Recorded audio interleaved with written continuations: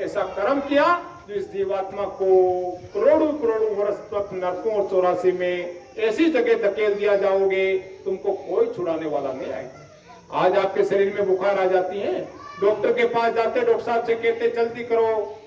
किसी का एक्सीडेंट हो जाए, हाथ पैर टूट जाए, तो डॉक्टर साहब से कहते जल्दी करो, बेहोशी का इंजेक्शन लगाओ, नहीं तो इनका प्राण निकल जाएगा। भैया आप डॉक्टर हो, वो इंसान है, बेहोशी का इंजेक्शन लगा देगा, प्राण तो बचा लेगा, दर्द कम भी कर देगा।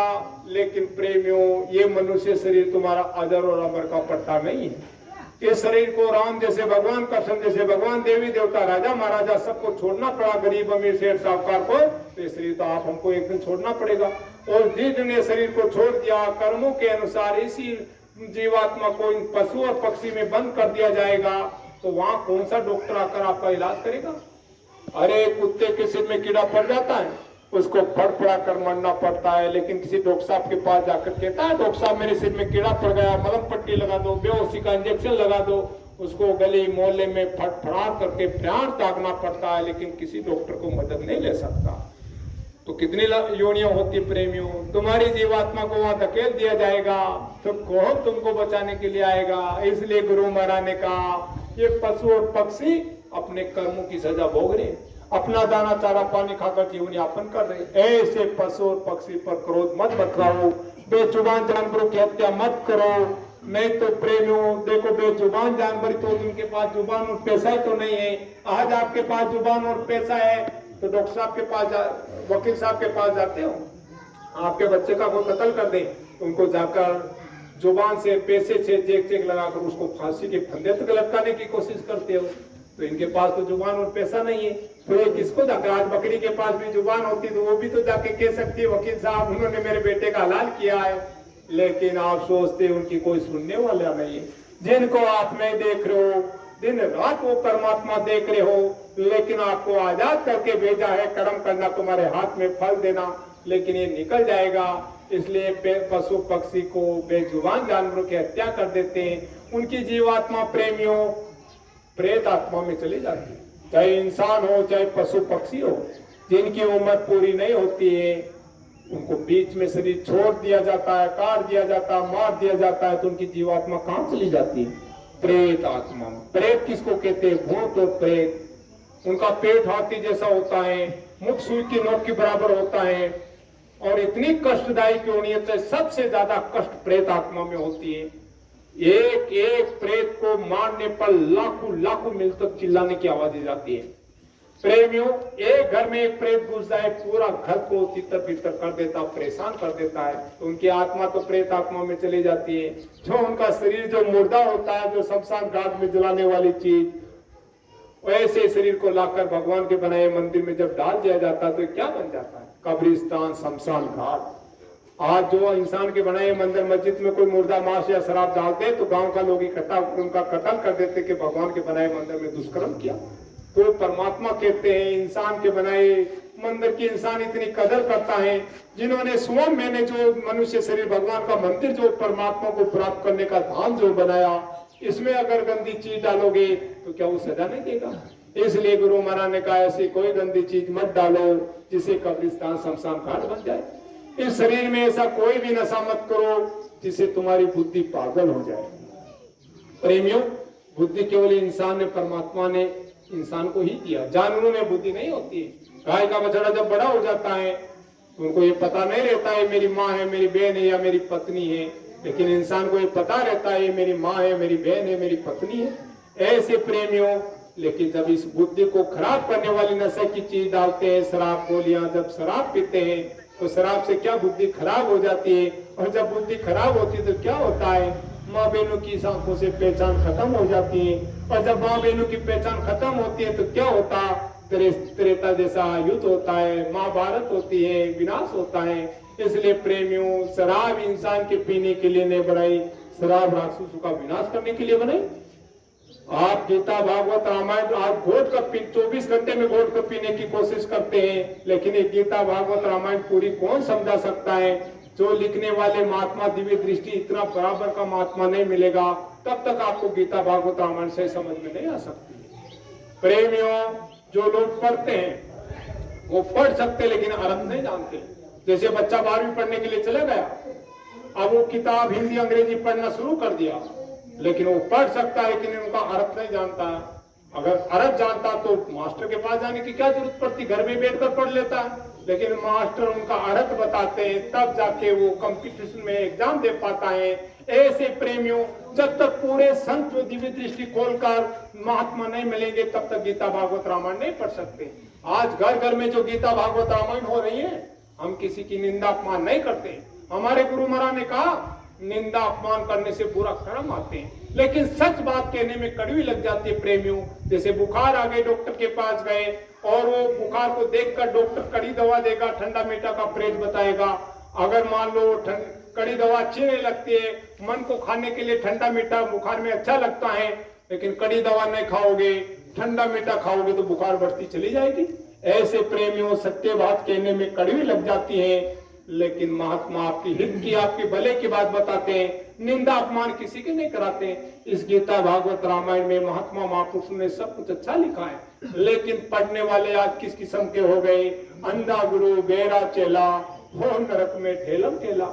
अरे प्रेमियों, गीता भागवत अगर रामायण लोगों ने सही समझा होता, पढ़ने वालों ने से पढ़ाया होता, करने वालों ने कराया होता, तो कम से कम इसमें लोगों का खान पान सुधार तो हो जाता। इसी गीता भागवत रामायण में लिखा, शराब की उत्पत्ति क्यों की गई है, किसके वास्ते की गई है। इस धरती पर इतने बड़े बड़े राक्षस हो गए, जिसके सामने देवी देवता भी नहीं टिकते, थर थर कांपते थे प्रेमियों। ऋषि मुनियों आकाश मार्ग से आते, ऋषि मुनियों को उठाकर ले जाते, मांस के टुकड़े खाकर अभियों का ढेर लगाने लगे। तब ऋषि मुनियों ने परमात्मा से प्रार्थना किया, इन राक्षसों का विनाश कब और कैसे होगा। तब ऋषि मुनियों ने कहा, आवाज पर परमात्मा ने आकाशवाणी किया, आगे चलकर 7 समुद्र का मंथन होगा, उसमें से 14 रत्न निकलेंगे, 14 रत्न में से एक मदिरा निकलेगा। शराब उनको पीने से उनकी बुद्धि भ्रष्ट हो जाएगी, इनकी शक्ति कमजोर हो जाएगी, फिर सर्वनाश हो जाएगा। आपने देखा होगा प्रेमियों, देवता और राक्षस दोनों मिलकर 7 समुद्र का मंथन किया। जो 14 रत्न में जो अमृत निकला, अमृत देवताओं को पिलाया गया, जो मदिरा निकला वो राक्षसों को पिलाया गया। जिसके सामने बड़े बड़े देवता नहीं टिकते थे, उनका सर्वनाश हो गया। बड़े बड़े राजा महाराजा राज करते थे इस धरती पर, लेकिन जब शराब पीने लगे तो बड़े बड़े राजा महाराजों का राज चल गया। इतिहास को देखो प्रेमियों, बड़े बड़े शेर साहूकारों की जमीन जायदाद इस शराब से चली गई। आप हम किस खेत की मूली, तो शराब पीकर घर में खुशहाली ले आएंगे, माँ बाप की सेवा कर लेंगे, परिवार का पालन पोषण कर लेंगे, घर परिवार और समाज का नाम रोशन कर देंगे। शराब में 1000 बुरे होती हैं। शराब अपराध की जननी होती है, अपराध को जन्म देती है। शराब इंसान के पीने के लिए नहीं, शराब राक्षसों का विनाश करने के लिए बने। इसलिए प्रेमियों, शराब पीना, मीट मांस खाना, पर नारी को गलत नजर से देखना, जब आपकी शादी होती है, 5 देवता को जल, पृथ्वी, अग्नि, वायु, आकाश को साक्षी देकर लाते हो पूरे परिवार और समाज के सामने, तो वो क्या होती है, वो आपकी धर्म पत्नी और धर्म पति होता है। उसके अलावा वो तो आपकी पति पत्नी होती है, लेकिन उनके अलावा किसी भी जाति में जब कोई भी मानने वाली हो, वो पराई स्त्री माँ और बहन के समान बताई। अपनी माँ बहन को कोई गलत नजर से देखे तो दिल में कितना दर्द होता है, तो वो भी तो किसी की माँ बहन होगी। तो एक कानून और नियम किसका है, कुदरत और प्रकृति का नियम है। तो प्रेमियों देखो, एक सीता का हरण करने से कितना बड़ा महाभारत, वो माँ द्रौपदी का चीर हरण करने से कितना बड़ा महाभारत हो गया।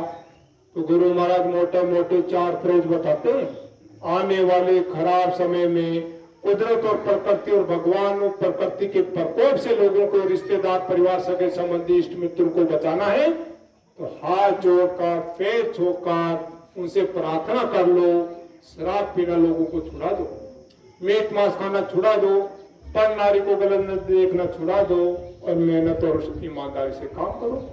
नहीं तो गुरु महाराज ने कहा, अगर नहीं छोड़ेंगे लोग तो तुम्हारी खून की लाशें तुम्हारे सामने पड़ेगी, उठाने वाला नहीं मिलेगा। कुदरत और प्रकृति इतनी नाराज खड़ी लोगों को सजा देने के लिए। इसलिए जब जब इस धरती पर पाप बढ़ता है, कोई महान हस्ती इस धरती पर आती है, लोगों को खूब समझाती है, लेकिन कर्मों के अनुसार अगर समझ में नहीं आता है तो बड़ा विनाश होता।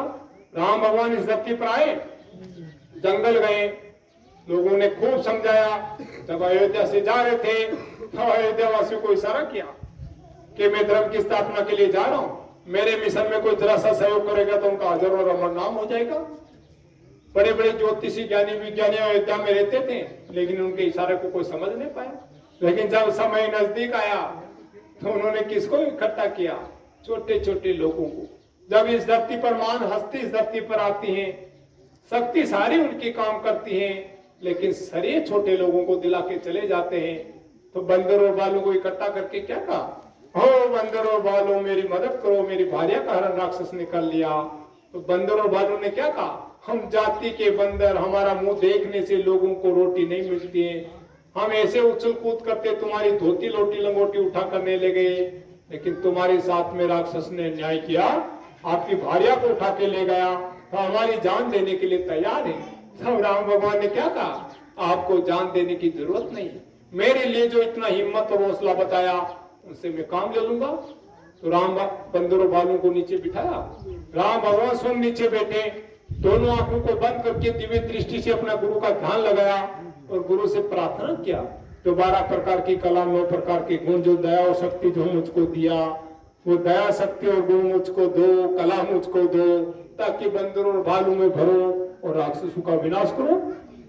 अपने गुणों से पावर और ताकत लेकर बंदर भालू में ठोक ठोक कर इतनी शक्ति भर दिया, प्रेमियों, जिनके सामने बड़े बड़े देवता ने टिकते थे, उनका सर्वनाश राक्षसों का बंदर और भालू से करवा दिया। आज इस धरती के ऊपर गांव गांव में राम भगवान का मंदिर नहीं है, लेकिन बंदर और भालू, हनुमान जी का मंदिर सब जगह मिल जाएगा। जब कृष्ण भगवान इस धरती पर आए थे, गोवर्धन पर्वत कृष्ण भगवान ने उठाया अपनी उंगली से, लकड़ी किसकी लगवा दी? बाल और ग्वालों की लगा दी। आज रासलीला भी, वो भी बाल ग्वालों के नाम पर रचाई जाती है। महाभारत जब होने जा रही थी तो कृष्ण भगवान के साथ 5 पांडव थे और युद्ध शुरू होने लग गया। तो युद्ध में के मैदान में अर्जुन अपने परिवार सगे संबंधी को देखकर कृष्ण भगवान को मना कर दिया कि भगवान, मेरे परिवार पर, मेरे ताता, मेरे खून के रिश्ते पर मैं कैसे तीर और तलवार चलाऊंगा, मैं युद्ध नहीं करूंगा। तब कृष्ण भगवान ने कहा, अरे एक तेरा भूल और भरम है, तू क्या युद्ध करेगा? युद्ध तो हो चुका है, तुमको निमित्त बनाया जा रहा है, तुमको श्रेय दिया जा रहा है, फिर भी नहीं माना। कृष्ण भगवान महाभारत के युद्ध में उपदेश किया, फिर दिव्य दृष्टि को ठोका यहाँ पे और शिव नेत्र को खोल के दिखाया, रण में सारे मरे पड़े, तुमको तो एक निमित्त मात्र बनाया जा रहा है। तब जाके शुरू हुआ। तो प्रेमी भाई बहनों, गुरु महाराज इस धरती पर आए, राम भगवान के साथ बंदरों और भालू को तीर और तलवार चलाना पड़ा, पांडवों को तीर और तलवार चलाना पड़ा अपने वंशज के ऊपर, लेकिन गुरु महाराज आपसे तीर और तलवार नहीं चलाएंगे। गुरु महाराज आपसे ऐसा वाणी और लोगों से, कुदरत और प्रकृति के मार से, आपके रिश्तेदार, परिवार, सगे संबंधी जो प्रेत आत्मा में चले जाएंगे, नरक और 84 में चले जाएंगे, आने कुदरत और प्रकृति लोगों को विनाश करने वाली है। अब राम और कृष्ण से काम नहीं चलेगा। कुछ राक्षस हुए, राम भगवान को आना पड़ा, कुछ राक्षस हुए, कृष्ण भगवान को आना पड़ा, लेकिन अब हर घर में राक्षस और रावण का प्रकोप, खान पान लोग करना शुरू कर दिया, तो अब तो कितने राम कितना कृष्ण आना पड़ेगा। तो गुरु महाराज कह रहे हैं, अब कुदरत और प्रकृति इनका सफाया करेगी। इन्हीं राक्षसों से, इन्हीं के विनाश करने का हथियार इन्हीं से बनवा लिया। आज देश और दुनिया किसके ऊपर है? बारूद के ढेर के ऊपर है। यह बारूद का ढेर किसने बनवाया? इन्हीं से बनवा दिया। और जब विनाश करने का समय आएगा, तो चंडी नाम का देवता है, वो अपना काम करना काफी दिन से शुरू कर दिया। पहले देश और दुनिया में धन को गायब करेगी। जब से कोरोना लॉकडाउन लगा, बड़े बड़े देश चिल्लाने लग गए, धन कहां चले गया। उनके बाद में वो चंडी नाम का देवता घर घर में जाएगी, पति पत्नी, बाप बेटे, परिवार, रिश्तेदार, सगे संबंधी में कर्मों के अनुसार उथल पुथल मचाएगी। याद करो प्रेमियों, गांव में बुजुर्ग इंसान को देखकर गांव का लड़का कोई गलती करता तो छुप जाता, घर में शिकायत हो जाएगी देखकर। आज बाप के सामने बेटा गलती करते हुए शर्म नहीं आ रही। दो बात बर्दाश्त नहीं कर रहे, बाप की बेटा, बेटा बाप की, पति पत्नी, परिवार, सगे संबंधी में। कितना लोगों में क्रोध बढ़ गया, लोगों का प्रेम प्यार खत्म हो गया, भाई भाई पर प्रेम नहीं करते हैं, दुश्मन से मिलकर भाई का सफाया कराया जा रहा है। तो घर घर में क्या हो रहा, बाप बेटे, परिवार, सगे संबंधी में इतना लड़ाई झगड़ा, इतना लोगों में बर्दाश्त करने की शक्ति, ये क्या हो रही। चंडी घर घर में जा रही, कर्मों के अनुसार लोगों को उथल पुथल कर रही है। और घर घर में लड़ाई करा देगी, फांसी के फंदे तक लटका देगी, जेल पिला देगी। आज घर घर में ऐसा हो रहा। संत दिव्य दृष्टि से खोलकर आने वाली सारी समस्या, सारी समाधान, सारी घटना को अपने सामने बताते हैं। ऐसे संसद गुरु आपकी धरती पर अभी भी है। तो प्रेमी भाई बहनों, चंडी घर घर में जाएगी, विनाश कराएगी। फिर वही चंडी देश और दुनिया में फिर बाद में अन्न की इतनी कमी कर देगी, अन्न का दाना लोगों को खाने के लिए नहीं मिलेगा। नाली में पड़े हुए टुकड़े को लोग उठाकर खाने के लिए मजबूर हो जाएंगे। प्रेमियों, चाहे भूकंप आए, चाहे बाढ़ पड़े, चाहे अकाल आए, देश और दुनिया में आगे चलकर अन्न की इतनी कमी हो जाएगी। विदेशों में तो देखो लोग चिल्ला रहे, धीरे धीरे वो समय आ रहा। और जब विनाश करने का जब समय इस धरती पर आएगा, वही चंडी नाम का देवता देश और दुनिया को चलाने वाले राष्ट्रपति प्रधानमंत्री के खोपड़े पर बैठकर उनकी बुद्धि को खराब कर देगी और फिर विश्व युद्ध की शुरुआत करा देगी। पहले तीर और तलवार की लड़ाई महाभारत 18 दिन में खत्म हो गया। अब तीर और तलवार की लड़ाई नहीं है, अब तो बटन की लड़ाई है। ऐसे बम बारूद बना दिया, इधर का बटन दबाओ, उधर का देश गायब हो जाएगा। ऐसे ऐसे परमाणु हथियार जब छोड़े जाएंगे, जब जहरीली हवा निकलेगी और इस हवा में मिलेगी और जहां तक जाएगी, पेड़ पौधा पशु पक्षी एक तरफ सूखते हुए चले जाएगा। वज्रा काल का डंका, बच नहीं पाएगा कोई, बचेगा कोई साध जन जो सत्य से लो लगाएगा, सत्य धर्म को अपनाएगा, कुदरत और प्रकृति और भगवान के नियम पर चलेगा। इसलिए प्रेमी भाई बहनों, आगे का समय बड़ा खराब है। महात्मा चाहते हैं समय रहते रहते आने वाले विनाशकारी समय से अपनी आत्मा नरक और चौरासी से जाने से कुछ कमाई कर लो, उस रास्ते पर आ जाओ। जितना धन दौलत आपने बनाया, जितनी जमीन जायदाद कोठी बंगला बनाया, लेकिन जब मुसीबत और संकट की घड़ी आएगी, कोई तुम्हारी मदद नहीं करेगा। और इनका परिणाम आपने देखा होगा। कुदरत ने छोटा सा टेलर एक कोरोना का भेजा था। बाप की लाश को लोग उठाकर ले गए, बेटा जलाने के लिए, लाश लेने के लिए ले गया। माँ की लाश बेटा लेकर नहीं आया। इतने बड़े बड़े सेठ थे, उन्होंने कहा कि जब घर में एक बच्चा बीमार पड़ जाता था, विदेश में फोन लगाते थे, विदेश के डॉक्टर हेलीकॉप्टर हवाई जहाज से अपने मकान की छत के ऊपर उतरकर बच्चे बीबी की इलाज करके जाते थे। और जब बाबा जी ने प्रचार कराया, अगर लोग शाकाहारी सदाचारी नशा मुक्त नहीं बनेंगे, आगे चलकर कुदरत ऐसी बीमारी ला रही, 1 रुपए की दवा 100 रुपए में नहीं मिलेगी, डॉक्टरों के पास इलाज नहीं मिलेगा, डॉक्टर काल छोड़कर भगने लग जाएंगे। जब भक्त लोग गुरु महाराज के आदेश से प्रचार करते थे तो लोग हंसते थे, मखौल बनाते थे, ऐसी कोई बीमारी आएगी। लेकिन आपके सामने 1 रुपए की दवा 1000 रुपए में नहीं मिली, आपके सामने डॉक्टर अस्पताल छोड़कर भगने लग गए। लेकिन अब के वक्त के बाबा जी महाराज बता रहे हैं, वो कोरोना तो एक टेलर था। टेलर किसको कहते हैं? बहुत सारे लोग फिल्म और पिक्चर देखने के लिए चले जाते हैं। आने वाले पिक्चर को तो देखते हैं, आने वाले फिल्म का कुछ हिस्सा बताते हैं तो लोग कहते हैं टेलर है। ऐसे गुरु महाराज ने कहा, अब तक आपने घर में हारी, बीमारी, दुख तकलीफ, लड़ाई झगड़ा, देश और दुनिया में जो भी आफत देखी, वो टेलर है। पिक्चर चलना तो आगे बाकी, अभी बीमारी आपने क्या देखी? तो प्रेमियों, इतने बड़े बड़े धन दौलत वाले सेठ तो विदेश से डॉक्टर आके इलाज कराते थे, लेकिन उस समय में जब बीबी को और बच्चे को कोरोना लगा तो डॉक्टर साहब से कहा, डॉक्टर साहब चाहे जितना धन ले ले, दौलत ले ले, लेकिन बचा ले मेरी बीबी और बच्चे को। लेकिन डॉक्टर ने हाथ खड़ा कर दिया, अब तो ऊपर वाले को याद करो, तुम्हारे धन से कुछ काम नहीं चलेगा। तो पागल हो गए, बीबी मर गई, बच्चे मर गए, कोठी पर चढ़ के नोटों की बोरियों को फेंका और दुनिया वालों को कहा, दुनिया वालों, जिस चीज का अहंकार था, देश और दुनिया में इतना धन और दौलत है, चाहूं जो कर लूंगा, लेकिन ये धन आज मेरा साथ नहीं दे रहा। बीबी मर गए, बच्चे मर गए, खुद कोठी से पढ़कर प्राण त्याग गए। जब मुसीबत और संकट की घड़ी आएगी प्रेमियों, न तुम्हारा धन साथ देगा, न तुम्हारा बल साथ देगा। उस समय में तो अच्छे कर्म करते हुए, ऐसे भगवान महात्मा महापुरुषों ने जो आपको नामदान और सुमरी ध्यान भजन करने का जो रास्ता बताया, अगर 1 घंटा सुबह शाम नहीं किया तो वो तुम्हारी मदद करेगा। इसलिए प्रेमियों, इस दुनिया में आपका हमारा कोई है नहीं है। आपका हमारा अगर है, अच्छे कर्म करते हुए भगवान का भजन करो। अरे आप उस मालिक पर भरोसा क्यों नहीं करते हो? कौन सा मालिक? जब आप हम पैदा नहीं हुए, उनके पहले अपने माँ के स्तन में दूध किसने भरा? आप हमने थोड़ी भरा था। जब अपन पैदा नहीं हुए, उनके पहले माँ के स्तन में दूध भर सकता है, तो क्या आपको भूखे मरने देंगे? लेकिन भरोसा नहीं, उस मालिक पर विश्वास उठ गया, चोरी नहीं करेंगे, बेईमानी नहीं करेंगे, कत्ल आम नहीं करेंगे तो बच्चे भूखे मर जाएंगे। जब जिसने दुनिया बनाया, जिन्होंने सृष्टि बनाया, जिनको तुमको मनुष्य शरीर दिया, उस मालिक पर, उस भगवान पर, उस देवी देवता पर भरोसा नहीं है प्रेमी, इसलिए भरोसा करो, विश्वास करो। सबसे बड़ी दौलत सत्य धर्म होता। जब से लोगों ने सब धर्म को छोड़ा और इस मान सम्मान, कुर्सी और पद पावर के खातर अत्याचार दुराचार करने लगे, तब से लोगों के घरों में दुखी का पहाड़ आ गया। इसलिए प्रेमियों, सत्य धर्म सबसे बड़ा धर्म होता है। राजा महाराजा इस धरती पर खूब हुए, लेकिन राजा हरिश्चंद्र की कथा कीर्ति लोग क्यों देखते हैं? अरे प्रेमी, वो सत्यवादी था, इतना सत्य उनका चलता था, तीनों लोगों में उसकी सत्य की पताका जब फैलने लगी तो ऊपर के लोगों के देवी देवताओं ने भी सोचा एक इंसान में इतना सत्य आ सकता है, हमारे से भी ज्यादा उनकी महिमा होने लग गई।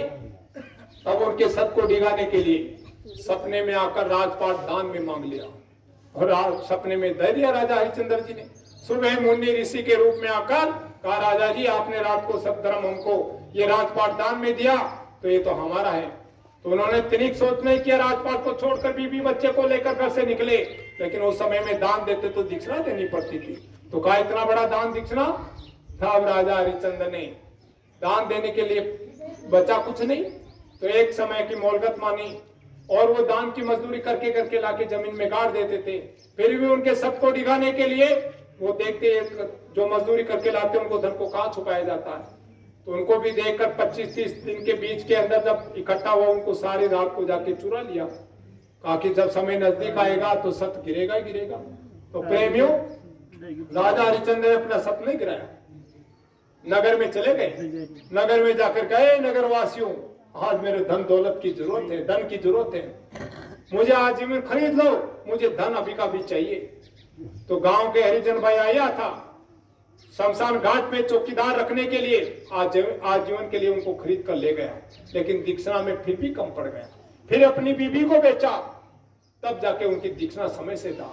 फिर भी उन्होंने, परीक्षा लेने वाले ने नहीं चुका, फिर भी उन्होंने, एक ही बच्चा था, कहा कि वो जहाँ शमशान घाट में चौकीदारी करता है वह राजा है, वो हरिजन भाई का नियम था, वहाँ जो भी लाश आए, लकड़े वगैरह सब कुछ वहाँ लकड़ी रहती थी, जलाने का टका लेते, टका कहते पैसे, आज वो समय में टका चलता था, तो पैसा टका लेकर उसकी लाश को फिर जला दिया जाता था। तो प्रेमियों, कहा कि जब बच्चे को जलाने के मरने के बाद इनके पास टका नहीं है और मगर टके लाश को जलाएगा, सरफ बन के उनके बच्चे को डस लिया। जब बीबी रोती, चिल्लाती, गिड़गिड़ाती, जब शमशान घाट में पूछी, अब जलाने की जब बात आई तो टके की बात आई। अब टका तो उनके पास है नहीं, अब लाश कैसे? तो टके के बदले में अपनी पत्नी ने अपने बदन से पूरा कपड़ा उतार दिया, और जब लाश को जलाने के लिए जब तैयारी हुई, तब परमात्मा ने भी घुटना टेक कर बच्चे को ठीक किया। जब तक ये धरती रहेगी तब तक राजा हरिश्चंद्र की कथा कीर्ति लोग देखते रहेंगे। इसलिए प्रेमियों, अगर सत्य पूछो तो ये सत्य धर्म आप हमका है।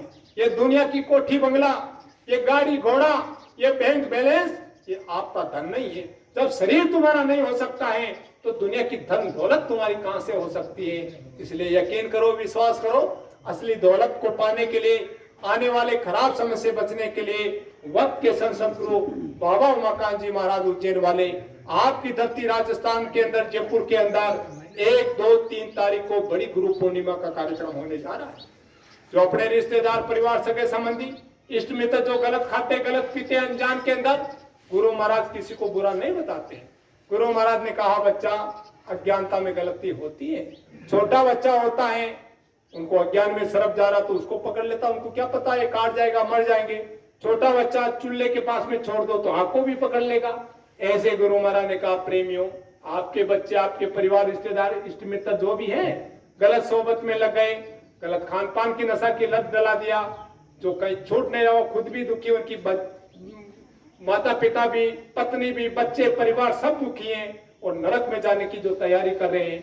ऐसे जीवों को समझा बुझा कर कि चलो ऐसे महापुरुष दया करके तुमको कभी नशा की याद नहीं आएगी। लेकिन गुरु महाराज ने एक शर्त रखा कि जो शाम को जो आएंगे प्रेमी, एक ही संकल्प गुरु महाराज ने कहा कि तुम्हारे शराब मीट मांस आपको छूट जाएगा, लेकिन उस सोबत में मत बैठो। अगर उस सोबत में बैठोगे वो जाएगा जबरदस्ती पिला देगा, कहेगा धर्म सगे भाई को धक्का दे सकते लेकिन धर्म के भाई को धक्का नहीं दे सकते। आपकी पूर्णिमा अमावस्या को दोनों साथ चलेंगे और एक साथ में छोड़ के आएंगे, जबरदस्ती से पिला देंगे और आपका वो सत्य धर्म टूट जाएगा, वो दया टूट जाएगी। इसलिए गुरु महाराज ने कहा उस खाने पीने वाली सोबत में बैठने का एक आपने परहेज रखना। बड़े बड़े लोग जो सुबह से शाम तक शराब पीते थे, मीट मांस खाते थे, गलत कर्म करते थे, गुरु महाराज ने एक झटके में करोड़ों लोगों को शाकाहारी सदाचारी बना दिया। तो प्रेमियों, ऐसे गुरु महाराज के शरण में आपके परिवार, इष्ट मित्र, सगे संबंधी, घर में हारी बीमारी, दुख तकलीफ, कोर्ट कचहरी, वकील वकालत, प्रेमियों भाव भक्ति भाव से होती है। अंदर में तो कोई कपट और मुंह पर बात और, तो उससे भक्ति नहीं होती। कहा छिल शब्द मुझे ने भाई, तो भाव भक्ति के अनुसार आप जाओगे तो आपकी मनोकामना भी पूरी होगी। प्रेमी भाई बहनों, ये बाबा जी वो बाबा जी हैं, दुनिया की धन दौलत क्या दुनिया बनाने वाले मालिक से मिलाते हैं। ये वो बाबा जी हैं, आपकी दिव्य दृष्टि खोलकर आपको देवी देवता और भगवान का दर्शन करा सकते हैं। तो दुनिया बनाने वाला मालिक जब मिल जाएगा तो दुनिया की चीजें के लिए तरसना नहीं पड़ेगा, लेकिन विश्वास करो। इसलिए प्रेमियों, आपकी राजस्थान की धरती के अंदर, जयपुर आपकी राजधानी में 1, 2 और 3 का गुरु पूर्णिमा का कार्यक्रम, 3 दिन सत्संग और नामदान होगा। आप अपने रिश्तेदार, परिवार, इष्ट मित्रों को ले चलो, साझा सुविधा कर लो। देखो ये काल भगवान का देश है, जब अच्छे काम की तरफ कदम बढ़ाते हैं तो पग पग पर बाधा आ जाती है। कौन सी बाधा? गृहस्थी की बाधा, काम की, धंधा की, हार की, बीमार की, दुख की, तकलीफ है, वो अच्छे काम की तरफ जाते तो वो रोक लेते हैं। प्रेमियों, अगर आप संकल्प करके चलोगे तो खाली आप नहीं लौटोगे, माला माल होकर लौटोगे। लेकिन परिस्थिति जब आ जाती है कि मेरे बगैर घर में काम नहीं होगा, वो नहीं होगा, तो प्रेमियों ये तो दुनिया जिंदगी है। जब तक आप शरीर का एक काम को पूरा गृहस्थी को करोगे, 4 काम खड़े हो जाएंगे। लेकिन अच्छे काम के लिए, अच्छा काम पाने के लिए, घर में शांति सुकून पाने के लिए, बरकत पाने के लिए, आत्म कल्याण करने के लिए, कुछ पाने के लिए कुछ खोना पड़ता है। प्रेमियों, अगर अच्छी बड़ी चीज कोई मिल रही है तो छोटी चीज का त्याग करना पड़ेगा। इसलिए आप घर में जब रहते हो, किसी के दुख तकलीफ हो जाए, किसी को हॉस्पिटल में जाके तकलीफ हो जाए, एक्सीडेंट हो जाए, कितना भी काम को छोड़ना पड़ता है। घर में धन दौलत नहीं है तो कर्जा लाकर लाना पड़ता है, डॉक्टर के पास लगाना पड़ता है, तो समय निकालते नहीं निकालते। ऐसे कुछ अच्छी चीज पाने के लिए आप छोटी चीज की कुर्बानी करके अपने रिश्तेदार, परिवार, सगे संबंधी को देखो। प्रेमियों, आप सोचते हुए जय गुड्डे वाले गांव गांव में जाते हैं और लोगों से ये बोलते हैं कि चलो चलो चलो, तो इनको कोई कमीशन मिलता होगा? कमीशन मिलता है। कौन सा कमीशन?